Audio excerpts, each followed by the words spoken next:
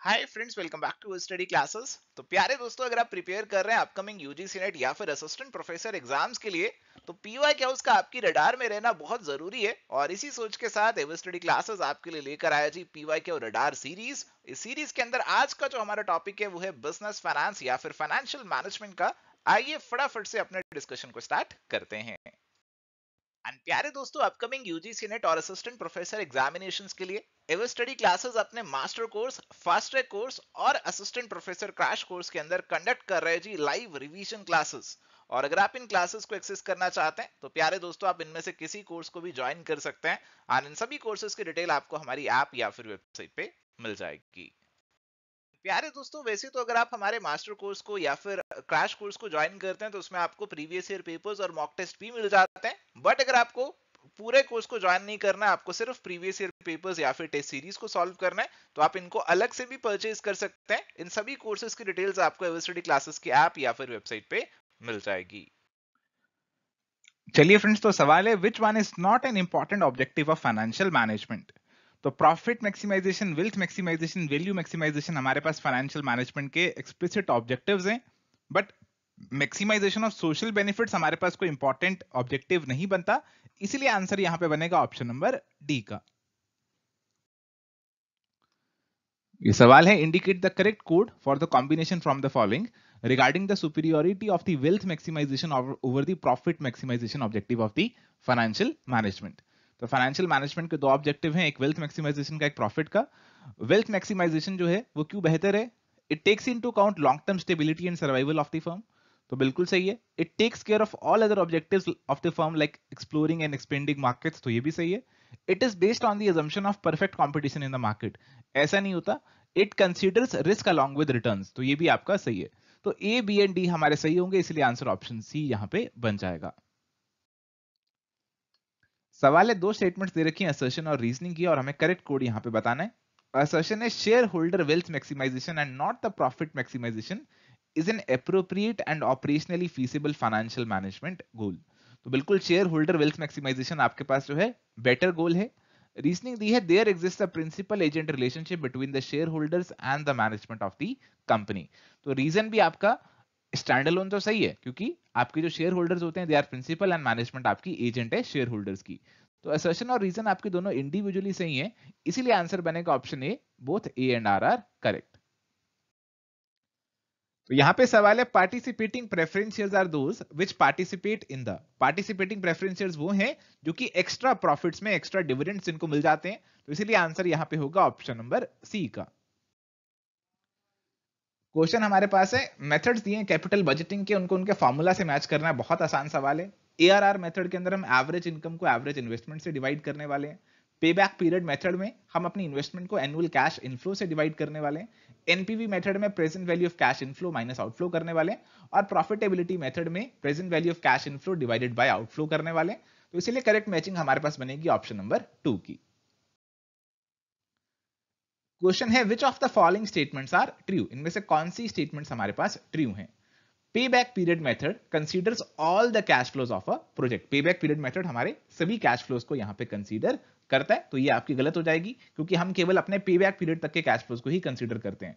जैसे हमारे पास अगर एक प्रोजेक्ट में हम 60,000 रुपए लगा रहे हैं और इसे हमें 5 सालों में 20-20 हजार रुपए मिलने वाले हैं, तो हम पहले 3 सालों तक ही देखते हैं कि पहले 3 सालों में ही हमारी ये रिकवर हो गए, इसके बाद को तो हम कंसीडर ही नहीं करते, इग्नोर कर देते हैं। तो ये गलत हो गया। Payback period method concerns more with the recovery of cost than profitability. तो यहां पे ये बात सही कर रखी है, हम देखते हैं कि अपनी कॉस्ट हम कब तक रिकवर कर सकते हैं। NPV represents net addition to the wealth of shareholder. तो ये बिल्कुल सही है। एनपीवी के अंदर हम देखते हैं कि हमारे नेट प्रेजेंट वैल्यू कितनी निकल कर आई, यानी कि इस प्रोजेक्ट में हमें कितनी वेल्थ जनरेट हो रही है, हमारे शेयर होल्डर्स के लिए कितना वैल्यू हम जनरेट कर सकते हैं। तो this is right. Accounting rate of return method incorporates risk as well as time value of the money. Accounting rate of return method के अंदर आप डिस्काउंटिंग तो नहीं करते, कोई टाइम वैल्यू ऑफ मनी आपकी आती नहीं है। तो ये आपका यहां पे गलत हो जाएगा। Answer is going to be B and C, यानी कि ऑप्शन नंबर 3।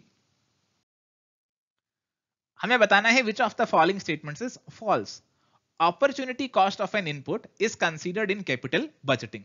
तो अपॉर्चुनिटी कॉस्ट आप कंसीडर करते हो कि अगर हम इसको यहां नहीं कहीं और इस्तेमाल करते तो कितनी रिटर्न हमें मिल जाती। तो ये ट्रू है। Capital budgeting decisions are reversible in nature. बहुत महंगे डिसीजन है, एक बार डिसाइड कर लिया आप उसे रिवर्स नहीं कर सकते, तो यहां पे ये गलत हो जाएगा। Cash flows and accounting profit are different, तो बिल्कुल सही बात है। अकाउंटिंग प्रॉफिट में तो आपका डेप्रिसिएशन भी लेस हो रहा है, बट कैश फ्लो में एड बैक करते हैं उसे। Expansion decision is a capital budgeting decision, अगर एक्सपैंड करना है, खर्चा करेंगे, कैपिटल बजटिंग डिसीजन बनेगा। तो यहां पे ऑप्शन बी फॉल्स आपका होगा और यही आंसर यहां पे बनेगा। Arrange the following steps in capital budgeting in the order of their occurrence, तो आपको इन स्टेप्स को करेक्ट ऑर्डर में अरेंज करना है। तो सबसे पहले आप क्या करने वाले हैं जी, सबसे पहले यहां पे आप करेंगे प्रोजेक्ट जनरेशन। आप देखेंगे कौन सा प्रोजेक्ट मुझे करना चाहिए, आप अलग अलग प्रोजेक्ट्स को जनरेट करेंगे कि ये प्रोजेक्ट 1 ये है, 2 ये है, 3 ये है, आप इनको जनरेट कर रहे हैं। इसके बाद आप क्या कर रहे हैं, इसके बाद आप कर रहे हैं जी इनकी अप्रेजल। आप अप्रेजल कर रहे हैं कि कौन सा प्रोजेक्ट, किस प्रोजेक्ट का कितना एनपीवी आ रहा है, तो अप्रेजल आप उनकी वैल्यूएशन कर रहे हैं। अप्रेजल के बाद आप इनमें से एक प्रोजेक्ट को सेलेक्ट कर लेंगे कि इस प्रोजेक्ट का सबसे ज्यादा एनपीवी है, तो ये मैंने सेलेक्ट कर लिया। फिर यहां पे आप क्या करेंगे, उस प्रोजेक्ट को एग्जीक्यूट करेंगे, इस पे काम करना स्टार्ट कर देंगे, और फिर एंड में फॉलो अप भी करेंगे कि क्या जो मैंने सोचा था वो हुआ या फिर नहीं हुआ। इसीलिए इसीलिए आंसर यहां पे हमारे पास जो है वो ऑप्शन नंबर बी का बनेगा। सवाल है which combination of the following statements about the net present value method of the investment project appraisal is correct. तो एनपीवी मेथड के बारे में कौन सी बातें यहां पे सही हैं, सभी कैश फ्लोज को कंसीडर करता है। It gives more weightage to distant cash flows than near cash flows, ये बात गलत है। क्यों गलत है, क्योंकि जो हमारे नियर कैश फ्लोज होंगे उनको हम ज्यादा वैल्यू से ज्यादा डिस्काउंटिंग फैक्टर से मल्टीप्लाई करते हैं, जो दूर वैल्यूज होंगी उनके डिस्काउंटिंग फैक्टर हमारे कम हो जाते हैं, तो ज्यादा वेटेज हमारे नियर वैल्यूज को मिलती है, तो ये गलत हो गई। टाइम वैल्यू ऑफ मनी को कंसीडर करता है, इसलिए ए एंड सी आंसर बनेगा ऑप्शन नंबर सी का। चलिए यहां पे स्टेटमेंट 1 है, in general NPV and IRR methods lead to the same acceptance और rejection decision when a single project is involved, बिल्कुल सही है। इनकंसिस्टेंसी इन रैंकिंग आ सकती है, कब आ सकती है, जब चेंजेस आ जाएं with regard to different rate of return on reinvestment on of intermediate cash flows, तो कुछ कारणों की वजह से हमारे पास इसमें डिफरेंसेस भी आ सकते हैं, और यहां पे स्टेटमेंट 2 भी आपके सही है और इसीलिए आंसर बनेगा ऑप्शन नंबर ए का। क्वेश्चन है which of the following is not true with reference to capital budgeting, तो कैपिटल बजटिंग के कॉन्टेक्स्ट में इनमें से कौन सा सही नहीं है ये आपको बताना है। Capital budgeting asset replacement decision से जुड़ा है, ये सही है। Cost of capital is required to is equal to minimum required return, तो बिल्कुल ये भी आपकी सही है। आपकी मिनिमम रिटर्न कितनी चाहिए, this is cost of capital. Existing investment is in a project is not treated as sunk cost, जो आपने प्रोजेक्ट में ऑलरेडी पैसा लगा दिए वो तो अब संक हो गया है आपका, तो ये गलत हो जाएगा। टाइमिंग ऑफ कैश फ्लो हमें हमारी रेलिवेंट होती है, इस हिसाब से डिस्काउंटिंग करनी है हमें, और आंसर इसीलिए यहां पे ऑप्शन सी बनेगा। क्वेश्चन है which one of the following is not a method of calculating cost of equity capital, तो कॉस्ट ऑफ इक्विटी कैपिटल आपको निकालना है, तो इनमें से कौन सा मेथड हमारे पास नहीं है। डिविडेंड यील्ड मेथड, तो आप डिविडेंड की यील्ड देख सकते हैं, dividend divided by market price of the share, इसके अंदर ग्रोथ ऐड कर लो, ये भी एक मेथड है। और yield to maturity YTM, YTM तो बॉन्ड वैल्यूएशन का मेथड है, इक्विटी का नहीं है, तो ये यहां पे आपका आंसर हो जाएगा। अर्निंग यील्ड मेथड भी आप ले सकते हैं, earning divided by the value या फिर प्राइस ऑफ द शेयर, तो answer is going to be option number C. Question is which one of the following is the most popular method of estimating the cost of equity, तो cost of equity निकालने का देखो जी सबसे popular method आपका CAPM है, और इसीलिए answer यहां पे ऑप्शन ए बनेगा। चलिए यहां पे हमारे पास है असर्शन रीजनिंग का सवाल। असर्शन है primary motive of a company in using the financial leverage is to magnify the share holders return under favourable economic conditions, तो फाइनेंशियल लीवरेज का हमारा मकसद यही होता है कि फाइनेंशियल लीवरेज के थ्रू हमारे जो शेयर होल्डर हैं उनकी रिटर्न को मैक्सिमाइज हम कर सके, उनकी रिटर्न को मैग्नीफाई हम कर सकें, तो यही हमारा प्राइमरी मोटिव इसका होता है। रीजन दिया यहां पे, magnify shareholder return, fix charge fund can be obtained at a cost higher नहीं होगा, कॉस्ट लोअर, फिक्स चार्ज वाले आप लोअर फंड पे ले लोगे और अल्टीमेटली आपका जो रिटर्न है वो इक्विटी वालों के लिए बढ़ जाएगा, तो असर्शन सही है, रीजन गलत है, answer is going to be option number B. Question है which of the following statements is not correct, इनमें से कौन सी आपकी गलत है। Cost of capital is the required rate of return to ascertain the value of the firm, सही है। Different sources of a fund have a specific cost of capital related to that source of only, तो बिल्कुल debt equity अलग source की अलग अलग cost of capital है। Cost of capital does not comprise any risk premium, अब आपकी जो कॉस्ट ऑफ कैपिटल है कह रहे हैं उसके अंदर रिस्क प्रीमियम नहीं होता, तो ये बिल्कुल गलत बात यहाँ पे बोली गई है। आपकी जो कॉस्ट ऑफ कैपिटल है उसमें डेफिनेटली आपका रिस्क प्रीमियम होने वाला है। जैसे अगर मैं कॉस्ट ऑफ इक्विटी की बात करूं तो इक्विटी के अंदर यहाँ पे हम रिस्क फ्री रिटर्न वाली थोड़ी कॉस्ट लेंगे, इसके अंदर प्रीमियम भी तो ऐड करते हैं, रिस्क प्रीमियम भी तो ऐड करते हैं। जो आपकी इक्विटी ले रहा है क्यों ले रहा है? क्योंकि वो रिस्क प्रीमियम कुछ एक्सेप्ट कर रहा है, एक्सपेक्ट कर रहा है, नहीं तो वो मार्केट से सरकारी सिक्योरिटीज ना ले लेता। तो ये चीज यहाँ पे गलत है। Cost of capital is basic data for NPV, तो ये सही है। Answer is going to be option number C. A firm with high operating leverage has, अगर ऑपरेटिंग लीवरेज हमारी ज्यादा है तो इसका मतलब हम ज्यादा फिक्स्ड कॉस्ट का इस्तेमाल कर रहे हैं। Answer is going to be option number C. Question है which of the following formula is related to operating leverage. तो ऑपरेटिंग लीवरेज से हमारा कौन सा फार्मूला यहाँ पे जुड़ा हुआ है? तो contribution by operating profit, this is what, this is EBIT, ये आपका जुड़ा है। कंट्रीब्यूशन डिवाइडेड बाय ईबीआईटी, ये तो डायरेक्टली जुड़ा ही है। Percentage change in EBIT by percentage change in sales, ये भी जुड़ा ही है। तो answer is going to be option number D, all of the above. Question है operating leverage and financial leverage of a firm are 3 and 2। हमारे पास operating leverage और फाइनेंशियल लीवरेज यहां पे दे रखी हैं। If sales increase by 6%, earning before tax will rise by. अगर हमारी सेल 6% से बढ़ी, अर्निंग बिफोर टैक्स कितने से बढ़ेंगी? तो यहां पे सेल्स और अर्निंग बिफोर टैक्स का जो रिलेशनशिप है ना, this is going to be denoted by degree of combined leverage. ये आपको क्या बताता है कि आपके परसेंटेज चेंज कितना आ रहा है ईबीटी में divided by percentage change in sales. तो यहां पे ये आपका 6 है और परसेंटेज चेंज इन सेल्स आपका कितना निकल कर आ रहा है? 6%। परसेंटेज चेंज आपका ईबीटी या फिर अर्निंग पर शेयर में कितना आएगा? ये आएगा 36%। 6 into 6 36%। तो आंसर यहां पे ऑप्शन सी बनेगा। क्वेश्चन है indicate the cost of equity capital based on capital asset pricing model with the following information. Beta coefficient दे रखा है, रिस्क फ्री रिटर्न दे रखा है और expected rate of return on equity भी दे रखा है हमें मार्केट के अंदर। तो अगर हमें कॉस्ट ऑफ इक्विटी निकालना है तो इसके अंदर हम क्या करेंगे? फॉर्मूला लगाएंगे R F plus R M minus R F into beta. तो आर एफ हमें दे रखा है 9, R M minus R F होगा 16 माइनस 9 इंटू बीटा है 1.4। ये हो गया 9 प्लस 7 इंटू 1.4, 7 इंटू 1.4 आपका होता है 9.8। तो ये आपका निकल कर आ गया 18.8%, यानी कि ऑप्शन सी आंसर बनेगा। सवाल है cost of equity share capital is more than cost of debt because, क्योंकि इक्विटी वालों का रिस्क ज्यादा होता है। Equity shares are not easily saleable, ऐसा नहीं है। Do not provide fixed dividend rate, तो ये सही है, बट ये इसलिए ज्यादा नहीं होती कॉस्ट इनकी। Generally the face value of equity share is less than the face value of debenture, तो ये भी आपका पॉइंट यहाँ पे रिलेवेंट नहीं है। Equity share have high risk than debt, equity share वालों का रिस्क ज्यादा होता है, तो जो ज्यादा रिस्क लेगा वो ज्यादा रिटर्न चाहेगा, इसीलिए कॉस्ट ऑफ इक्विटी ज्यादा होती है as compare to cost of debt. तो आंसर ऑप्शन डी यहाँ पे बनेगा। सवाल है MM hypothesis of capital structure is based on which of the following assumptions। Capital markets perfect, बिल्कुल सही। Firms belong to equal market class, ये भी सही है। 100% डिविडेंड पे आउट रेशियो, ये भी सही है।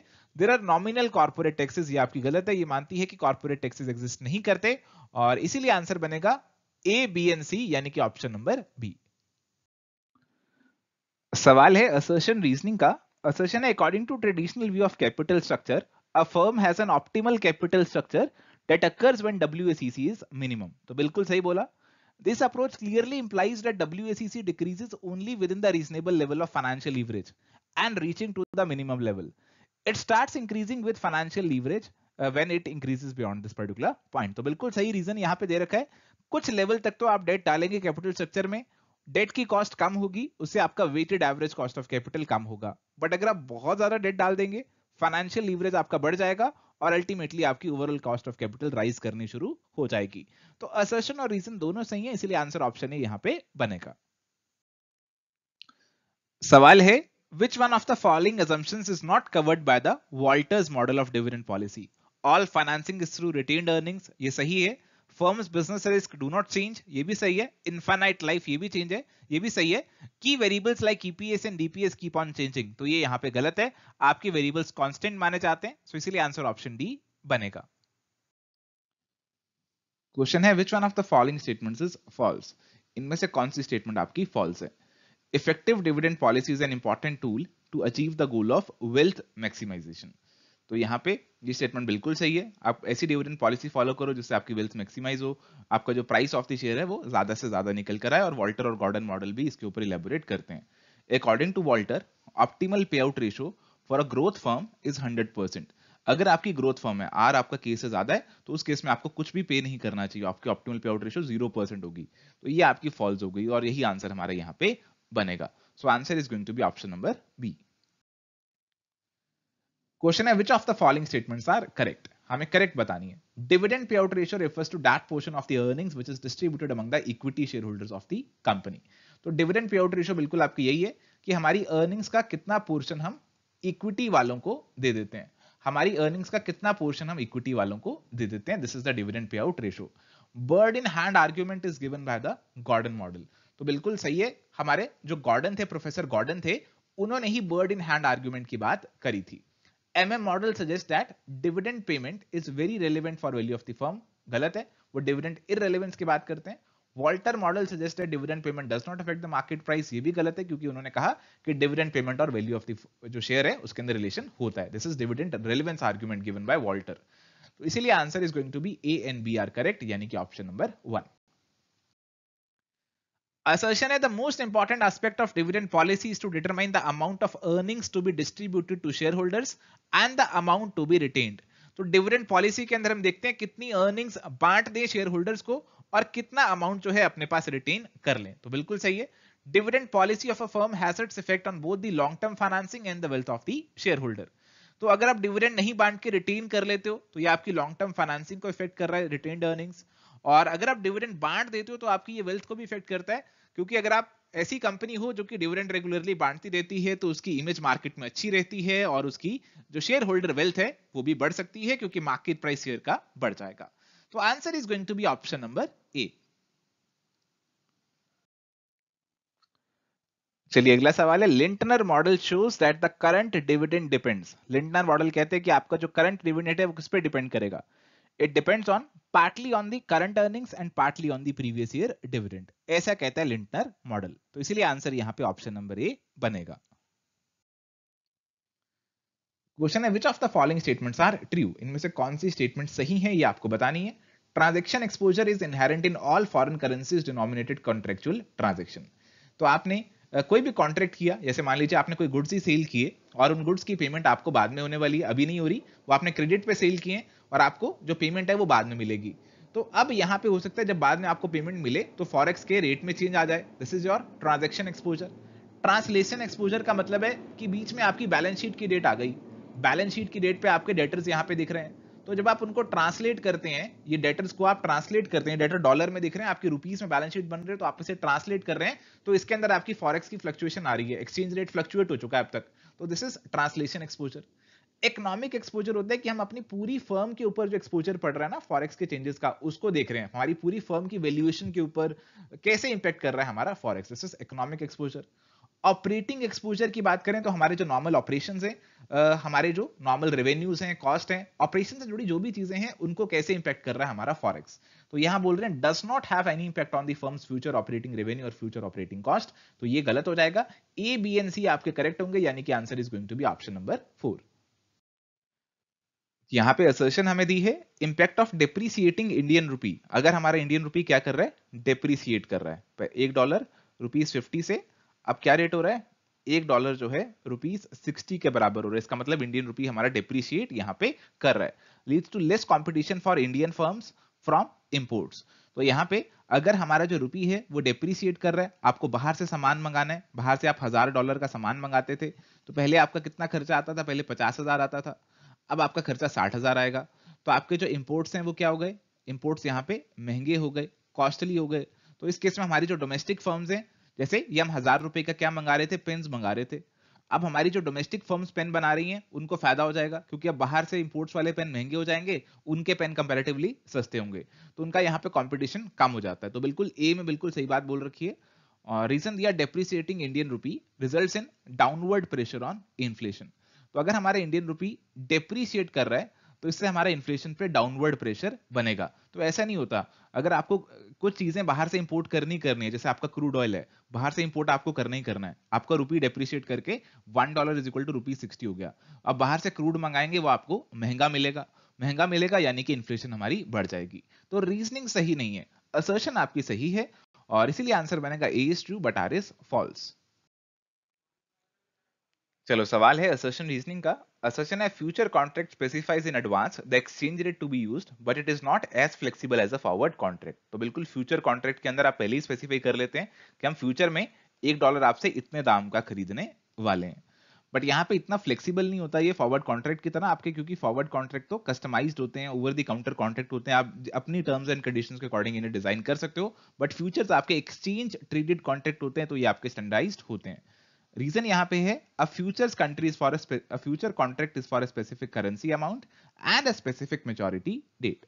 तो हमारा जो फ्यूचर कॉन्ट्रैक्ट होता है ये स्पेसिफिक करेंसी अमाउंट का होता है और एक स्पेसिफाइड मैच्योरिटी डेट का होता है, ये भी बिल्कुल यहाँ पे सही बताया है। इसीलिए यहाँ पे आपकी कस्टमाइजेशन नहीं हो पाती, स्टैंडर्डाइजेशन रहती है। तो आर आपकी करेक्ट एक्सप्लेनेशन है ए की, और इसीलिए आंसर ऑप्शन ए यहाँ पे बन जाएगा। असर्शन दी है the liability of the option buyer is limited in the currency option market. तो एक तो आपका है ऑप्शन राइटर। ऑप्शन कॉन्ट्रैक्ट के अंदर ना आपके दो लोग होते हैं, एक होता है ऑप्शन राइटर और एक होता है ऑप्शन बायर। तो ऑप्शन राइटर वो है जो कि ऑप्शन को क्या कर रहा है, सेल कर रहा है, ये दूसरे वाले बंदे को राइट दे रहा है। तो यहाँ पे ऑप्शन बायर जो है वो क्या करता है, वो इसको प्रीमियम पे करता है, ऑप्शन प्रीमियम पे करता है, और उसके बदले इसे राइट मिल जाता है। राइट टू बाय मिल रहा है तो हम उसे कॉल ऑप्शन बोलते हैं, राइट टू सेल मिल रहा है तो हम उसे पुट ऑप्शन बोल देते हैं। तो यहाँ पे जो ऑप्शन बायर है उसने प्रीमियम पे किया और यही इसकी मैक्सिमम लायबिलिटी है।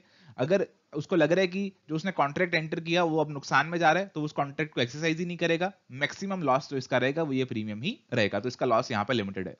Option buyer need not exercise the option if the exchange rate is not favourable for him. तो बिल्कुल ये आपको बताया, अगर उसे लगता है मेरे लिए एक्सचेंज रेट फेवरेबल नहीं है, ये कॉन्ट्रैक्ट मेरे लिए सूटेबल नहीं है, तो वो उसे एक्सरसाइज ही यहाँ पे नहीं करेगा। तो both A and R are correct, यानी कि आंसर ऑप्शन सी यहाँ पे बनेगा। चलिए सवाल है risk of a portfolio can be minimised by which one of the following. तो एक आपका पोर्टफोलियो है, पोर्टफोलियो के अंदर आपके पास मल्टीपल सिक्योरिटीज होंगी, जैसे मान लीजिए दो सिक्योरिटीज है ए और बी। आपको इसका रिस्क मिनिमाइज कब करना है, रिस्क का मतलब क्या है कि हमारी रिटर्न नीचे चली जाएगी, जैसे बी की रिटर्न नीचे चली गई, तो अगर बी की रिटर्न नीचे चली गई तो ए जो है उसे पूरा का पूरा ऑफसेट कर देता है, ए उतना ही ऊपर बढ़ जाता है। तो यहाँ पे आपका जो रिस्क है वो पूरा पूरा ऑफसेट हो रहा है और आपका रिस्क जो है वो मिनिमाइज हो गया पोर्टफोलियो का। तो यहाँ पे अगर हमारी दो सिक्योरिटीज का परफेक्ट नेगेटिव कोरिलेशन होगा, दोनों उल्टी डायरेक्शन में परफेक्टली मूव कर रहे हैं, तो एक दूसरे का रिस्क परफेक्टली ऑफसेट कर देंगे और हमारी यहाँ पे जो रिस्क है वो कम हो जाएगा। तो answer is going to be option number B. सवाल हमारे पास है which of the following is true. Which of the following is true हमें बताना है। पहले systematic risk is diversifiable but unsystematic risk is non diversifiable. तो ये तो सीधी सीधी गलत है। Systematic risk is non diversifiable but unsystematic risk is diversifiable. तो ये आपकी सही है। Both systematic undiversifiable non diversifiable ये भी आपकी गलत है। Option B is going to be the correct answer. तो सवाल है हमारे पास consider the following statements regarding the assumptions of capital asset pricing model, और हमें यहाँ पे करेक्ट कोड आइडेंटिफाई करना है। तो पहली स्टेटमेंट है all investors have the same expectations about the expected returns and risk of securities. सबकी एक्सपेक्टेशन सेम होती है, ऐसा यहाँ पे बोला गया है। तो यहाँ पे जो पहली स्टेटमेंट है वो हमारे पास सही हो जाएगी। अगली है lending and borrowing rate of all investors are different, ये गलत है क्योंकि सेम होंगे। Investors expect highest return for highest level of risk, ये आपकी गलत हो जाएगी। क्यों? क्योंकि हमारे इन्वेस्टर्स होते हैं वो रिस्क एवर्स होते हैं। Share prices reflect all available information, आपके शेयर प्राइसेस जो हैं सारी अवेलेबल इंफॉर्मेशन को रिफ्लेक्ट यहां पे कर रहे होते हैं, ये आप एज्यूम करते हैं। Individual investors are not able to affect the prices of securities, तो यहां पे ये भी बात बिल्कुल सही है। तो 1, 4 और 5 हमारे यहां पे इंक्लूड होंगे assumptions में, और इसीलिए आंसर ऑप्शन डी बनेगा। अगला सवाल है जी, लिस्ट 1 और लिस्ट 2 आपको दे रखी है और यहाँ पे finance lease, operating lease, sales and lease back और डायरेक्ट लीज जैसी बातें कर रखी है। देखो आपकी जो फाइनेंस लीज है उसके अंदर क्या होता है, उसके अंदर जो लेसर है वो सब्सटेंशियली जो सारा रिस्क और रिवॉर्ड है वो ट्रांसफर कर देता है आपके लेसी को। ओके, तो आप इस ए को 4 से मैच कर सकते हैं और ऑपरेटिंग लीज में ऐसा नहीं होता, तो आप बी को 3 से मैच कर सकते हैं कि lessor does not transfer all the risk and reward incidental to the ownership of the asset. तो बी को आप 3 से मैच कर सकते हैं। और इसके अलावा जी यहाँ पे सेल एंड लीज बैक के अंदर आप जो लेसी है वो एसेट को बेच देता है और वापस से लीज बैक कर लेता है। तो lessee sells an asset for cash to lessor and then leases back the same asset. तो सी 2 से मैच हुआ और डी आपका बचा 1 से मैच हो गया। तो आपकी जो मैचिंग यहाँ पे बनेगी, जो सीक्वेंस हमने बनाया, that is going to be as per option number 1। तो यहाँ पे सवाल है, rearrange the steps followed in evaluating an investment proposal using NPV method. तो नेट प्रेजेंट वैल्यू मेथड जो है उसके अकॉर्डिंग आपको यहाँ पे जो स्टेप्स दे रखे हैं उनको करेक्ट ऑर्डर में अरेंज करना है। तो यहाँ पे स्टेप्स दे रखे हैं, calculate the present value of cash flow, identify appropriate discount rate, forecasting cash flow, ranking the project as per NPV, compute the NPV. मेरे हिसाब से कोई ऐसा नहीं होगा जिसको यहाँ पे पूरा का पूरा ये स्टेप याद करके आया होगा। कोई ऐसा नहीं होगा जो रट्टा लगा के आया होगा, हाँ ये पहले ये बाद में, ये ऐसा कोई नहीं होगा। सब सवाल पढ़ेंगे और खुद से दिमाग लगाने की कोशिश करेंगे। अब अगर मैं खुद से दिमाग लगा रहा हूं तो मैं देखो यहाँ पे देखूंगा कि अगर मेरे को एनपीवी निकालना है तो इनमें से मुझे पहले क्या करना चाहिए, मेरे को कैलकुलेट करने चाहिए प्रेजेंट वैल्यू, नहीं प्रेजेंट वैल्यू तो बाद में कैलकुलेट होंगे। मुझे डिस्काउंट रेट आइडेंटिफाई करना चाहिए, हाँ ये कहीं ना कहीं पहले करना चाहिए। फोरकास्टिंग कैश फ्लोज, तो कैश फ्लोज को फोरकास्ट तो सबसे पहले करना चाहिए और फिर उसके बाद ही डिस्काउंट रेट लगेगा। एनपीवी के अंदर पहले हम अपने कैश इनफ्लोज और कैश आउटफ्लोज को देखते हैं, फिर उसके बाद डिस्काउंट रेट को देखते हैं और यहाँ पे डिस्काउंटिंग करते हैं और उसके बाद हमारे पास जो है कहीं ना कहीं प्रेजेंट वैल्यू जो है निकल कर आती है कैश फ्लोज की। तो देखिए जी यहाँ पे कैश फ्लोज को फोरकास्ट किया, उसके बाद हमने यहाँ पे डिस्काउंट रेट जो है उसको यहाँ पे अप्लाई किया और उसके हिसाब से प्रेजेंट वैल्यू निकल कर आती है। तो पहले मेरे पास सी आना चाहिए, फिर मेरे पास बी और ए आने चाहिए और इन सब के बाद मेरी एनपीवी निकल जाएगी और मेरे जो प्रोजेक्ट्स हैं मैं उनकी रैंकिंग कर सकता हूं। जिसकी एनपीवी ज्यादा है उसको ज्यादा रैंक दे देंगे, जिसकी एनपीवी कम है उसको कम रैंक दे देंगे। तो ऐसे में अपना जो आंसर है मार्क कर सकता हूं, पहले सी आना चाहिए, फिर बी आना चाहिए, फिर ए आना चाहिए, फिर मेरे पास आना चाहिए ई और डी और सीधा सीधा ऑप्शन 3 का आंसर बन जाएगा। इतना सारा सॉल्व करने की बजाय आई थिंक अगर आपने पहले और 2-3 स्टेप्स भी पहचान लिए तब भी आपका आंसर आसानी से लग जाता। ऑप्शन 3 आप आसानी से मार्क कर सकते थे अगर आपको यह पता चल गया कि पहले आपका सी आना चाहिए। Coming to the next one, value additivity principle implies in which one of the following methods of capital budgeting। तो हमारे जो कैपिटल बजटिंग के मेथड्स हैं उनकी कंसेप्चुअल क्लैरिटी आपको होनी जरूरी है और अगर वो कंसेप्चुअल क्लैरिटी आपके पास है तो आई थिंक ये सवाल ज्यादा मुश्किल आपके लिए नहीं होगा। और ऑप्शंस दिए हैं पे back period method, NPV method, IRR method और एआरआर मेथड। तो वैल्यू एडिटिविटी प्रिंसिपल का मतलब होता है कि अगर आप इंडिविजुअल प्रोडक्ट की, इंडिविजुअल जो प्रोजेक्ट है उनकी वैल्यूज को ऐड कर दें तो आपको ओवरऑल बड़े प्रोजेक्ट की जो वैल्यू है वो पता लग जाएगी। तो अगर जैसे एक बहुत बड़ा प्रोजेक्ट है उसके अंदर छोटे छोटे 4-5 प्रोजेक्ट हैं तो आप छोटे छोटे प्रोजेक्ट की वैल्यू निकालिए, उनको ऐड कीजिए, आपको बड़े प्रोजेक्ट की वैल्यू मिल जाएगी। तो ऐसा पॉसिबल होता है एनपीवी के केस में। तो एनपीवी आप हर एक प्रोजेक्ट की अलग अलग निकालिए और उन सबको ऐड कर दीजिए और आपको बड़े प्रोजेक्ट की एनपीवी यहां पे पता चल जाएगी। तो एनपीवी मेथड इसका आंसर बनेगा। पे बैक पीरियड में आप ऐसा एडिंग नहीं कर सकते हो, आईआरआर में भी नहीं कर सकते और एआरआर के अंदर भी नहीं कर सकते, ये तो रेट्स या ईयर्स निकल कर आ रहे हैं, वैल्यू आ ही इसी के अंदर रही है एनपीवी के अंदर। तो वैल्यू एडिशन का कंसेप्ट भी यहीं पे अप्लाई होगा और करेक्ट आंसर ऑप्शन नंबर 2 का बन जाएगा। आप ये भी अंदाजा लगा सकते हैं कि बहुत सारे जो प्रिंसिपल्स हैं या फिर बहुत सारी जो खूबियां हैं वो आपके एनपीवी में ही हैं और इसीलिए आपका जो करेक्ट आंसर है वो मोस्ट ऑफ द केसेस में एनपीवी ही बनेगा।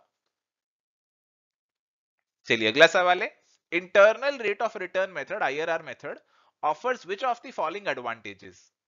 It recognises the time value of money, बिल्कुल ठीक है। It is consistent with the share holders profit maximisation objective also, तो प्रॉफिट मैक्सिमाइजेशन की बात कर रहे हैं, इसे भी स्किप करते हैं।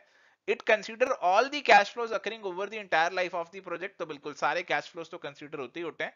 It generally gives the same acceptance rule as the NPV, तो यहां पे बिल्कुल सही है। जनरली वर्ड इन्होंने इस्तेमाल किया, देखो यहां पे ना वर्ड्स का प्ले होता है। जनरली लिखा, अगर ये ऑलवेज लिख देते हैं ना तो ये स्टेटमेंट गलत हो जाती है। अगर ओनली, सोलली, ऑलवेज ऐसे वर्ड आ जाते हैं ना तो वो स्टेटमेंट जनरली आपकी गलत हो जाती है, बट इसमें ऐसा नहीं है। एनपीवी और आईआरआर जनरली सेम रहते हैं, बट हाँ कुछ एक्सेप्शनल केसेस है जहां पे दोनों अलग अलग हो जाते हैं। It considers all positive NPV over the entire life of the project, तो पॉजिटिव एनपीवी को कंसीडर करते हैं। तो ऐसा तो इसमें कुछ नॉर्मली हम ऐसा कुछ करते नहीं है, तो फिलहाल मुझे ए, सी और डी तो पक्का लग ही रहे। तो इसके बेसिस पे देखते हैं क्या आंसर बनना चाहिए।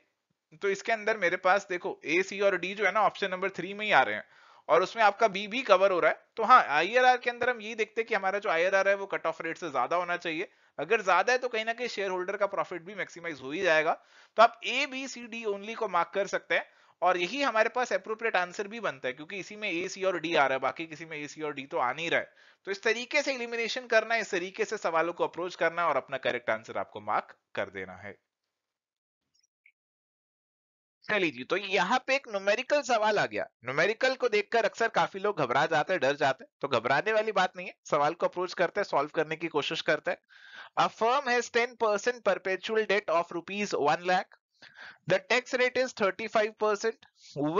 Which one of the following is the after tax cost of capital assuming that the debt is issued at 10% premium?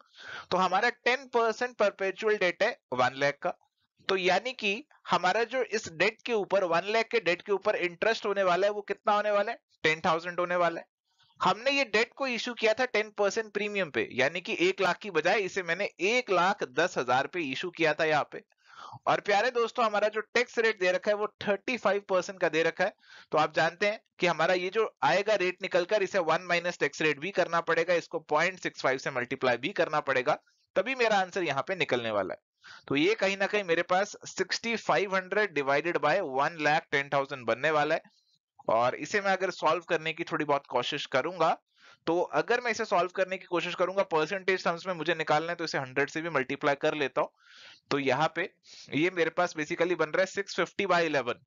तो ये देखो, अगर 660 बाई 11 होता तो मेरा सीधा सीधा यहाँ पे ये मेरा, नहीं 660 बाई 11 तो नहीं बनेगा, मैंने आई थिंक कुछ गड़बड़ कर दी है। हाँ, ये 65 बाई 11 बनेगा, ये दोनों जीरो कट जाएंगे, दोनों जीरो कट जाएंगे, 65 बाई 11 बनेगा। देखो, अगर ये 66 बाई 11 होता तो सीधा सीधा 6% आ जाता। तो 6% तो नहीं है, 6% से थोड़ा सा कम मुझे देखना है, 6% से थोड़ा सा कम, यानी कि मेरा ऑप्शन जो मैच कर रहा है यहाँ पे ऑप्शन नंबर 2 5.91% ही कर रहा है। तो इसी को मैं करेक्ट आंसर यहाँ पे मना लूंगा। ऑप्शन नंबर 2 मेरे हिसाब से सही आंसर होना चाहिए। तो यहाँ पे हमारे पास सवाल है, which one of the following approaches of capital structure pleads that debt financing initially increases the value of the firm, however excess debt financing beyond a particular point reduces the value of the firm? तो देखो, ऐसी कौन सी approach है, ये कहती है कि आप शुरू में डेट अगर एम्प्लॉय करेंगे तो उससे आपको फायदा होगा, बट अगर डेट बहुत ज्यादा हो जाएगा तो फिर आपको उससे नुकसान होने वाला है। अगर आपने पकड़ लिया है तो ये ट्रेडिशनल अप्रोच की बात हो रही है। करेक्ट आंसर हमारा यहाँ पे ऑप्शन नंबर 3 का बनने वाला है। चलिए, तो यहाँ पे हमारे पास सवाल है, the current market price of a company share is ₹90 and the expected dividend per share next year is ₹4.5. If the dividends are expected to grow at a constant rate of 8%, the shareholders required rate of return is। तो simply cost of equity का formula लगाना है, dividend discount model वाला ये सवाल है। और formula बहुत ही सीधा, बहुत ही आसान है, फॉर्मूला आपको याद ही होगा। तो ये फॉर्मूला के अंदर हमारे को दिया हुआ डिविडेंड नेक्स्ट ईयर एक्सपेक्टेड है 4.5, तो ये हमारा D1 हो जाएगा। और P की वैल्यू हमारे को 90 दे रखी है, ग्रोथ रेट हमारे को दे रखा है 8% का। तो बस इसे सॉल्व करना है और बात बन जाएगी। तो इसे अगर मैं सॉल्व करने की कोशिश करता हूं तो इट बिकम्स 1/20, और ये मेरे पास हो जाएगा 0.05 प्लस 0.08, यानी कि 0.13 या फिर 13% मैं इसे बोल सकता हूं। तो करेक्ट आंसर मेरे पास बन जाएगा ऑप्शन नंबर 3 का। तो बहुत ही आसान सवाल, सीधा फॉर्मूला लगाइए और आंसर आपको मिल जाएगा। चलिए, सवाल है, risk free rate is 6% and the market risk premium is 9% and the beta of the share is 1.54, what is the cost of equity? देखो, ये सवाल आपका CAPM मॉडल का सवाल है, और काफी सारे स्टूडेंट्स को इस सवाल में दिक्कत ये आई थी कि वो लगा रहे थे RF plus RM minus RF into beta. अब वो कह रहे थे कि जो RM है उसकी वैल्यू वो यहाँ पे 9% पुट कर रहे थे, जो कि बहुत बड़ा ब्लंडर वो कर रहे थे। देखो, यहाँ पे लिखा market risk premium. Market risk premium का मतलब है RM माइनस RF आपको दे रखा है, 9% ये आपको दे रखा है। तो मार्केट का जो रिटर्न है वो रिस्क फ्री रिटर्न से कितना ज्यादा है, दैट इज मार्केट का प्रीमियम। तो मार्केट का प्रीमियम 9% यहाँ पे आपको दे रखा है। तो ये आपका पूरा का पूरा RM माइनस RF 9% है, तो ये चीज आपको इसमें ध्यान रखनी थी। बाकी आपका ये 6% है और 6 प्लस 9 इंटू बीटा हमारे को दे रखा है कितना 1.54।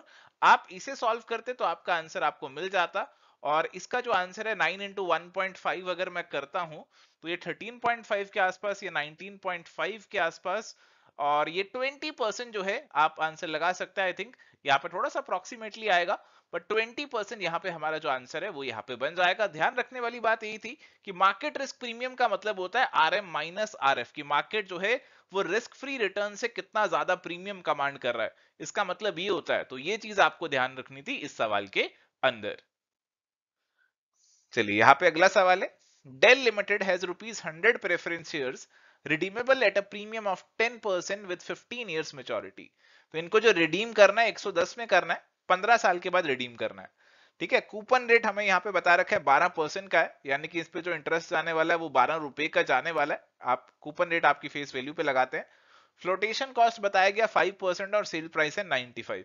तो 95 का आप बेच रहे हैं और 5% और फ्लोटेशन कॉस्ट भी आप इनकर कर रहे हैं। ठीक है, तो 95 में फर्दर 5% आपको घटाना पड़ेगा, तो ये 5% निकल कर आएगा 4.75। तो यानी कि आपको नेट जो पैसे मिलेंगे वो 90.25 ही यहाँ पे मिलेंगे। आपको cost of the preference share यहाँ पे निकालनी है, तो फॉर्मूला आपको मालूम होना चाहिए। तो इस फॉर्मूले के अंदर एक तरफ आपका क्या आएगा, एक तरफ आपका आएगा प्रेफरेंस का डिविडेंड, और इसके साथ में आपको देखना है कि आपका जो excess of the redemption value है ओवर द इशू प्राइस, उसको आपको स्प्रेड आउट करना है ओवर द लाइफ। तो इसकी लाइफ यहाँ पे है हमारे पास कितनी है, 15 इयर्स की लाइफ है, उसमें हम इसे यहाँ पे स्प्रेड आउट कर देंगे और इसे डिवाइड करते हैं, आपका एवरेज कर देते हैं, आपका इशू प्राइस और रिडम्पशन वैल्यू के एवरेज से हम इसे यहाँ पे डिवाइड कर देते हैं। तो प्यारे दोस्तों, अगर आप इसे सॉल्व करेंगे, ये कैलकुलेशन थोड़ी सी यहाँ पे आपको करनी पड़ेगी। अगर आप इसे कैलकुलेट करेंगे तो ये आपका 13.33% निकल कर आएगा, और करेक्ट आंसर यहाँ पे आपका ऑप्शन नंबर 4 का बन जाएगा। तो थोड़ी सी कैलकुलेशन यहाँ पे मुश्किल है, वैसे सीधा सीधा फॉर्मूला है, तो फॉर्मूला अगर आप सीधा सीधा लगा पा रहे हैं तो इस सवाल को आप आसानी से सॉल्व कर पाएंगे। तो कई बार थोड़ी सी कैलकुलेशन लेंथी हो जाती है, तो घबराना नहीं है, आप ट्राई कीजिए सॉल्व करने की, और कैलकुलेशन आपकी हो जाएगी और आप इसे सॉल्व कर पाएंगे। चलिए, तो यहाँ पे हमारे पास सवाल है, as per which one of the following approaches a firm finances a part of its permanent working capital with short term financing. देखो, हमारी जो वर्किंग कैपिटल है, कुछ परमानेंट वर्किंग कैपिटल है, कुछ टेम्परेरी वर्किंग कैपिटल है। तो आइडियली क्या होना चाहिए कि आपकी जो परमानेंट वर्किंग कैपिटल है वो आप लॉन्ग टर्म फंड से फाइनेंस करो, और जो आपकी टेम्परेरी वर्किंग कैपिटल है वो शॉर्ट टर्म से कर लो। क्योंकि जो परमानेंट वर्किंग कैपिटल है वो पैसा आपके बिजनेस में परमानेंटली लगे रहने वाला है। तो अगर आप उसे शॉर्ट टर्म से करेंगे तो आपको दिक्कत आ जाएगी, क्योंकि शॉर्ट टर्म पैसे को तो आपको फटाफट से वापस भी करना पड़ सकता है। अगर आप अपनी शॉर्ट टर्म फाइनेंसिंग से परमानेंट वर्किंग कैपिटल का कुछ पार्ट शॉर्ट टर्म फाइनेंसिंग से पूरा कर रहे हो, तो इसका मतलब है आप रिस्क ले रहे हो, आप एक अग्रेसिव अप्रोच फॉलो यहाँ पे कर रहे हो। आप मॉडरेट अप्रोच की तरफ नहीं जा रहे हो, आप बिल्कुल कंजर्वेटिव तो हो ही नहीं यहाँ पे, आप अग्रेसिव अप्रोच यहाँ पे फॉलो कर रहे हो। क्योंकि परमानेंट वर्किंग कैपिटल, जो पैसा बिजनेस में परमानेंटली लगा रहेगा, उसका भी कुछ पार्ट आप शॉर्ट टर्म फाइनेंस से पूरा कर रहे हो। तो this is very risky, this is an aggressive approach. Correct answer is option number 3। चलिए, अगला सवाल है, which of the following factors determine the requirements of working capital of a firm. तो हमारी फर्म की जो वर्किंग कैपिटल होगी उसको कौन कौन से फैक्टर्स यहाँ पे इन्फ्लुएंस करेंगे, डिटरमाइन करेंगे। तो बहुत ही सीधा, बहुत ही आसान सवाल है। आपकी जो नेचर ऑफ बिजनेस है, आप ट्रेडिंग है, मैन्युफैक्चरिंग है, सर्विस है, वो इन्फ्लुएंस करेगी। आपकी टेक्नोलॉजी और मैन्युफैक्चरिंग पॉलिसी जो आप इस्तेमाल कर रहे हैं वो भी यहाँ पे इन्फ्लुएंस कर सकती है। हो सकता है आप कुछ महीने मैन्युफैक्चरिंग करते हैं और पूरा साल सामान को बेचते हो, तो आपकी वर्किंग कैपिटल रिक्वायरमेंट अकॉर्डिंगली यहाँ पे बदल जाएगी। इसके बाद मैनेजमेंट स्किल्स है, मैनेजमेंट स्किल्स को आप डायरेक्टली रिलेट नहीं कर सकते वर्किंग कैपिटल रिक्वायरमेंट से, फिर भी आप इसे एक बार छोड़ के आगे बढ़ जाइए। आपकी क्रेडिट पॉलिसी, अगर आप क्रेडिट पे सामान को बेचते हैं तो आपका वर्किंग कैपिटल ब्लॉक्ड रहेगा, अगर आप नहीं बेचते हैं तो फिर आपका वर्किंग कैपिटल ब्लॉक नहीं रहेगा। तो बिल्कुल आपका ये तो इन्फ्लुएंस करेगा ही करेगा। इसके बाद मार्केट और डिमांड कंडीशंस आपको दे रखी है, तो मार्केट कैसी है, डिमांड कंडीशंस कैसी हैं। अगर डिमांड आपकी ऐसी है कि आपको क्रेडिट देना पड़ रहा है तभी डिमांड हो रही है, तो फिर वर्किंग कैपिटल ब्लॉक्ड हो जाएगा। तो कंपटीशन कैसा है मार्केट के अंदर, तो ये सारी चीजें भी वर्किंग कैपिटल को इफेक्ट कर सकती है। तो अगर आपको सोचना हो कि भाई मेरा जो ए है और डी है वो तो मेरे को लग रहा है कि पक्का पक्का आएंगे, तो इसके बेसिस पे अगर आपको आंसर चूज करना हो तो आप 3 और 4 को तो एलिमिनेट कर देंगे, आपके सामने 1 और 2 रह जाएंगे। ठीक है, तो अब आपको ये चूज करना है कि देखो बी तो आएगा ही आएगा, है ना, बी तो आपका पक्का पक्का से आएगा क्योंकि दोनों में आ रहा है। अब आपको चूज करना है सी लू या ई लू। तो देखिए, अगर आप यहाँ पे अगर आप यहाँ पे देखेंगे कि आपको कौन सा बेटर लगेगा, सी और ई में से आपको ई बेटर लगेगा कि ई मेरी जो वर्किंग कैपिटल है उसको इन्फ्लुएंस करेगा, मार्केट और डिमांड कंडीशंस करेंगी। मैनेजमेंट के क्या स्किल्स हैं, ये वर्किंग कैपिटल को कर सकती है, बट इतना डायरेक्ट रिलेशन यहाँ पे शायद आप ना बना पाए, आप ना रिलेट कर पाए, और इसीलिए मोस्ट अप्रोप्रिएट आंसर यहाँ पे जो बनने वाला है that is going to be option number 2 and not option number 1। सवाल पेपर के अंदर जब आप अटेम्प्ट करेंगे तो अक्सर ऐसा होगा कि आप दो ऑप्शंस के बीच में फंस जाएंगे, और किस तरीके से आप उस समय निर्णय लेते हैं ये बहुत ज्यादा मैटर करता है। आप उस समय काफी स्ट्रेस में, काफी प्रेशर में होते हैं, और आपको सही निर्णय लेना है, और सही निर्णय आप तभी ले पाएंगे अगर आप घर से प्रिपेयर होकर जाएंगे, प्रैक्टिस इस तरीके से करेंगे कि वहां पे आप ऐसे करेक्ट आंसर दो ऑप्शंस के बीच में मार्क कर पाए। अदरवाइज पहली बार अगर आप वहां पे ऐसी सिचुएशन एक्सपीरियंस करेंगे तो शायद वहां पे आप डगमगा जाएं और सही आंसर को मार्क ना करें। चलिए, तो यहाँ पे सवाल है, an economic enterprise requires 90,000 units of a certain item annually. The cost per unit is ₹3, the cost per purchase order is ₹300, an economic and inventory carrying cost is 6 per unit per annum, what is economic order quantity. तो सीधा सीधा सवाल है, और सीधा सीधा formula आपको यहाँ पे लगाना होगा। फॉर्मूला सीधा है 2AO डिवाइडेड बाय C, और इसका अंडर रूट आपको करना होता है। तो 2 यहाँ पे आप लगा देंगे, A आपको 90,000 दे रखा है, ऑर्डरिंग कॉस्ट यहाँ पे आपको दे रखी है 300 की, और कैरिंग कॉस्ट आपकी जो यहाँ पे दे रखी है वो दे रखी है 6 की। तो आप इसे सीधा सीधा सॉल्व करिए। तो अगर आप इसे सीधा सीधा सॉल्व करेंगे तो ये आपका जो निकल कर आएगा, ये निकल कर आएगा 3000 यूनिट्स, 3000 यूनिट्स ये निकल कर आ जाएगा। तो करेक्ट आंसर यहाँ पे आपका ऑप्शन नंबर 1 बन जाएगा। तो बहुत ही सीधा, बहुत ही आसान सवाल था। ईओक्यू का सवाल हर बार एग्जामिनेशन में आता है, तो ये तो फ्री के नंबर है जो कि आपको नहीं गंवाने हैं। चलिए, तो प्यारे दोस्तों, यहाँ पे सवाल दिया है आपको, earning per share of Avanti corporation is 4, rate of return on investment is 16%, and the return required by the shareholder is 12%. What will be the price per share as the Walter model as per if the payout ratio is 40%? Walter model का formula apply करो, answer निकल आएगा। तो formula आपका बहुत ही सीधा है। इसके अंदर एक तरफ आएगा डी बाई के, और दूसरी तरफ आपकी रिटेन्ड अर्निंग्स यानी कि ई माइनस डी, और इसे आप मल्टीप्लाई करते हैं किससे, आर बाई के से, और यहाँ डिनोमिनेटर में के ही डालते हैं। तो एक एक करके वैल्यू डालने की कोशिश करते हैं। तो डिविडेंड पे आउट 40% दिया हुआ है, अर्निंग जो है आपकी ₹4 की है, तो 4 का 40% आपका 1.6 हो गया, और के जो है आपका which is the return required by the share holders, ये आपको यहाँ पे 12% की दे रखी है, 0.12 दे रखी है, और इसके बाद ई माइनस टी यानी कि 4 माइनस 1.6 यानी कि 2.4 जो आपकी रिटेन्ड अर्निंग्स बच रही है, इसको मल्टीप्लाई किससे करने वाले हैं, आपका आर जो है 16% का डिवाइडेड बाय आपका जो कॉस्ट है 12% का, द होल डिवाइडेड बाय 12%। तो इसको आप थोड़ा सा सॉल्व करने की कोशिश करेंगे।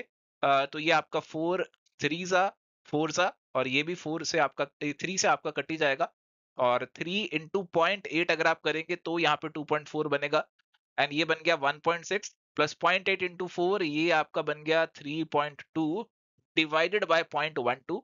और अगर हम इसको सॉल्व करने की कोशिश करते हैं, 4.8 डिवाइडेड बाय 0.12, और एक बार पॉइंट्स को निकाल ही दें क्या, निकाल देते हैं चलो पॉइंट को, इसका 1/10 और इसका भी निकाल देते हैं, इसको मल्टीप्लाई बाय 100 लिख देते हैं। तो ये 4 से कट गया, तो अल्टीमेटली आपके पास जो सॉल्व करके बचेगा वो 40 बचेगा। तो करेक्ट आंसर आपका ऑप्शन नंबर 3 आना चाहिए। तो सीधा सीधा फॉर्मूला अप्लाई करना है, वैल्यूज को डालना है, कैलकुलेशन थोड़ी बहुत करनी है, और आंसर आपका आराम से ऑप्शन नंबर 3 ₹40 का निकल कर आएगा। ऐसे सवालों में आई होप आपको दिक्कत नहीं आनी चाहिए, क्योंकि ऐसे सवाल तो सीधा फॉर्मूला बेस्ड सवाल है, सीधा फॉर्मूला लगाया और आंसर आ गया। तो प्यारे दोस्तों, यहाँ पे सवाल है, assumptions of purchasing power parity theory include। तो परचेसिंग पावर थ्योरी आपको कहती क्या है, PPP theory, purchasing power parity theory, क्या कहती है आपको। तो ये थ्योरी कहती है कि लेट्स सपोज इंडिया में एक बर्गर 75 रुपीज का मिलता है, और यूएसए में वो बर्गर $1 का मिलता है। तो इसका मतलब है कि एक्सचेंज रेट हो जाएगा $1 इज इक्वल टू 75। यानी कि परचेसिंग पावर के बेसिस पे जो आपके कमोडिटीज के दाम हैं, उनके बेसिस पे आप यहाँ पे आपका जो एक्सचेंज रेट है वो डिटरमाइन कर सकते हैं। तो exchange rate is going to be reflective of the price levels, ऐसा कुछ कहती है। परचेसिंग पावर में पैरिटी होनी चाहिए, ऐसा कहती है। ये कहती है अगर एक्सचेंज रेट ऐसा नहीं होगा, लेट्स सपोज $1 जो है 75 के बजाय 70 रुपीज का हो गया है, तो अगर ऐसा केस है, पैरिटी नहीं है, तो फिर उस केस में लोग क्या करना चाहेंगे, लोग कहेंगे कि ऐसा करते हैं, हम जो है ना बर्गर जो है वो डॉलर में खरीद लेते हैं, यूएसए से खरीद लेते हैं और इंडिया में बेच देते हैं। अब मैंने तो बर्गर का एग्जांपल लिया, आप कहेंगे बर्गर ऐसे कैसे खरीदे बेचेंगे, आप पेन का एग्जांपल भी ले सकते हो, किसी भी चीज का ले सकते हो। तो यूएसए से खरीद लेंगे, 70 रुपीज का मिल जाएगा, इंडिया में 75 का बेच देंगे और अल्टीमेटली फिर आपका पैरिटी रिस्टोर हो जाएगा, इक्विलिब्रियम रिस्टोर हो ही जाएगा। तो ऐसी अप्रोच है आपकी पीपीपी अप्रोच। अब देखो ये जो सब बातें मैं आपके साथ कर रहा हूं, यहाँ पे कुछ अजम्पशंस चल रही हैं। जैसे मैं आपसे कह रहा हूं कि लोग कहेंगे अरे यूएसए से पेन खरीदेंगे, बर्गर खरीदेंगे और इंडिया में बेच देंगे। अरे तो इसमें ट्रांसपोर्टेशन का खर्चा भी तो आता है। ट्रांसपोर्टेशन के खर्चे को तो हमने यहाँ पे क्या एज्यूम कर लिया, हमने कांस्टेंट एज्यूम कर लिया, ट्रांसपोर्टेशन कॉस्ट को तो जीरो एज्यूम कर लिया। तो कुछ अजम्पशंस लेकर भी तो चल रहे हैं, वही अजम्पशंस को लेकर यहाँ पे सवाल है यहाँ पे। तो आइए देखते हैं ऑप्शंस दिए। No cost for converting one currency to another, तो ये तो हमने एज्यूम किया यहाँ पर कि कोई कन्वर्जन कॉस्ट नहीं है। No restrictions on the movement of capital between countries, तो मूवमेंट ऑफ कैपिटल पे यहाँ पे फोकस नहीं है, यहाँ पे फोकस है मूवमेंट ऑफ कमोडिटीज या मूवमेंट ऑफ गुड्स के ऊपर, कि हम पेन बाहर से खरीद के इंडिया में बेच देंगे, बर्गर बाहर से खरीदेंगे इंडिया में बेच देंगे। तो बी वाला पॉइंट तो नहीं है, बट सी वाला आ जाएगा। No restriction on the movement of commodities between country, कि यूएसए से खरीदो इंडिया में बेचो, कोई रिस्ट्रिक्शन यहाँ पे नहीं है। No transaction cost for buying and selling financial security, तो फाइनेंशियल सिक्योरिटी तो नहीं बाय कर रहे हैं, but no transportation cost for transporting a commodity from one country to another, ये जरूर एज्यूम कर रहे हैं कि बाहर से पेन खरीदा और इंडिया में बेचा तो कोई ट्रांसपोर्टेशन कॉस्ट नहीं है, ऐसा assumption जरूर ले रहे हैं। तो ए, सी और ई आपकी assumptions बन जाएंगी। करेक्ट आंसर ऑप्शन 3 बनेगा।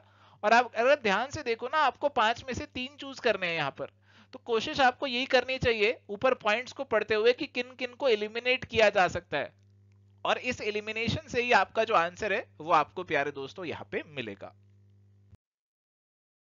चलिए सवाल है, यहाँ पे दो स्टेटमेंट्स दे रखी हैं। पहली स्टेटमेंट है translation exposure refers to the exchange gain और loss occurring from the difference in the exchange rate at the beginning and at the end of the accounting period. तो बिल्कुल अगर आप अपने जो एक्सपोजर्स हैं उनको ट्रांसलेट करते हैं, क्योंकि पहले आपका एक्सचेंज रेट कुछ और हो सकता है, जब आप बैलेंस शीट बना रहे हैं तो एक्सचेंज रेट कुछ और हो गया, और जब आप ट्रांसलेट करते हैं अपनी बैलेंस शीट को दूसरी करेंसी में तो आपका ये वैल्यू फ्लक्चुएट कर जाता है और उसे ट्रांसलेशन एक्सपोजर बोला जाता है। तो बिल्कुल सीधा सीधा ये आपका स्टेटमेंट दिया हुआ है, सही स्टेटमेंट दिया हुआ है। Transaction exposure refers to the change in the value of the firm caused by the unexpected changes in the exchange rate. देखो ट्रांजैक्शन एक्सपोजर की बात करते हैं तो हम एक पर्टिकुलर ट्रांजैक्शन की बात करते हैं। जैसे आपने मान लीजिए किसी से बाहर के पर्सन से आपने कोई एसेट खरीदा, और उस एसेट को जब आपने खरीदा था और जब आप उसकी पेमेंट कर रहे हैं तो उस दौरान आपकी एक्सचेंज रेट में चेंज आ गया, तो that is transaction exposure. Okay, जब हम पूरी फर्म की वैल्यू की बात कर रहे हैं तो वो आपका ट्रांजेक्शन एक्सपोजर नहीं है, पूरी फर्म की वैल्यू की बात हो रही है, तो that is more appropriately linked to the economic exposure, कि हमारी पूरी फर्म की जो वैल्यू है उसमें क्या चेंज आ रहा है ड्यू टू एक्सचेंज रेट। तो that is your economic exposure. Okay, ये वाइडर टर्म हो जाता है इकोनॉमिक एक्सपोजर। ट्रांजेक्शन एक्सपोजर तो एक ट्रांजेक्शन की बात कर रहा होता है। तो सेकंड वाला स्टेटमेंट गलत है और पहला वाला सही है, और इसीलिए करेक्ट आंसर यहाँ पे आपका ऑप्शन नंबर 3 का बन जाएगा। चलिए अगला सवाल है, ये बहुत ही सीधा सवाल है, आसान सवाल है, और इसमें आपको एक तरफ टाइप्स ऑफ बॉन्ड दे रखे, एक तरफ उनकी डिस्क्रिप्शन दे रखी है। और देखो यहाँ पे सबसे पहले आपको दे रखे यूरो बॉन्ड। यूरो बॉन्ड वो बॉन्ड होते हैं जो कि आप डिफरेंट करेंसी में इशू कर रहे हैं। तो यहाँ पे आपके यूरो बॉन्ड कौन से बॉन्ड होते हैं? When the bonds are issued in a foreign country and are denominated in a currency other than the currency of the country where the bonds are issued. Okay, तो आप किसी और country में bonds issue कर रहे हैं, जैसे India में कोई बॉन्ड्स इशू हो रहे हैं और वो डॉलर में हो रहे हैं, तो हम उसे यूरो बॉन्ड बोल सकते हैं। ठीक है जी। तो यूरो बॉन्ड का मतलब ये नहीं है कि वो यूरो में इशू हो रहा है, करेंसी यूरो, ऐसा नहीं है, एक जनरल टर्म है, ऐसे सभी बॉन्ड्स के लिए इस्तेमाल हो जाती है। इसके बाद है ग्लोबल बॉन्ड्स। ग्लोबल बॉन्ड्स आपके फॉरेन करेंसी में इशूड हो रहे हैं और बहुत सारी जो आपकी कंट्रीज है उसमें आप प्लेस कर सकते हैं, तो आप इसे 2 से मैच कर सकते हैं। इसके बाद है येंकी बॉन्ड। येंकी बॉन्ड आपके यूएस डॉलर वाले होते हैं। और इसके बाद समुराई बॉन्ड है जो कि आपके होते हैं जापानीज येन वाले। ठीक है जी। तो आपकी करेक्ट मैचिंग जो है ना यहाँ पे बन चुकी है, करेक्ट मैचिंग बन चुकी है ऑप्शन नंबर 1 की। बहुत ही आसान इजी सवाल, डायरेक्ट सवाल, आंसर ऑप्शन नंबर 1 यहाँ पे बन जाएगा। सो थैंक यू प्यारे दोस्तों, ये था जी आज का हमारा डिस्कशन इस सीरीज के अंदर। अगर आप इस सीरीज को एंजॉय कर रहे हैं तो जाते हुए इस वीडियो को लाइक जरूर कीजिएगा, इस वीडियो को लाइक करना बिल्कुल भी मत भूलिएगा। तो मिलते हैं जी नेक्स्ट सेशन में। Till then goodbye, take care, all the best.